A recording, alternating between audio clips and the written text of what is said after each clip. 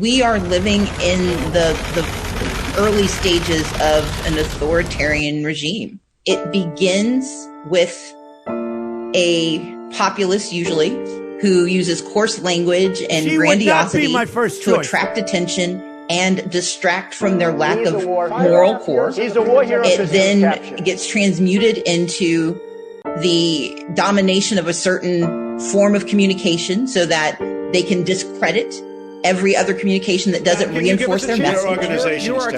You then see them take over institutions. A quarter of all federal circuit court judges in the country were appointed by the president. Or if they can't take them over like the judiciary, they then actually try to diminish faith in the other organizations like the media. You are fake news. Like inspectors general. We have learned that the president has fired the intelligence community's Inspector General Michael Atkinson. And then their end game is to stop the elections. And they stop the elections not by declaring authoritarian rule. If you look at Erdogan in Turkey, if you look at Indira Modi in India, if you look at Jair Bolsonaro, these are all authoritarian populists who are in various stages of this. But if you want to look at who's gotten it all done, look at Viktor Orban in Hungary, who has essentially now become the strong man, who's taken over what used to be a thriving democracy. Probably, like me, a little bit controversial, but that's okay. And what Trump has done is every stage of the populist playbook. I alone can fix it. His only remaining stage is to discredit our elections, either by denying people the right to vote, which is what he's doing by saying that we shouldn't be able to have mail-in ballots. People cheat.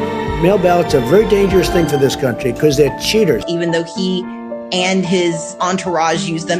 With regard to the president doing a mail-in vote, the president is, after all, the president. But they also then say it's fraudulent if anyone else tries to use it. People mail in ballots, there's a lot of illegality. Oh, and let's dismantle the U.S. Postal Service. Postal Service is a joke. So just in case the fraud accusation doesn't work, we take the money away. We are in the end game of early stage authoritarianism that's being suborned by the U.S. Senate, because the other thing an authoritarian populist does is they convince their political adjutants that their only survival is to forget who they are and, join in this diminution of who we are as a nation. But the thing is, we can still fix it. Democracy is fragile, but it can also be resilient if the people within it remember who they are.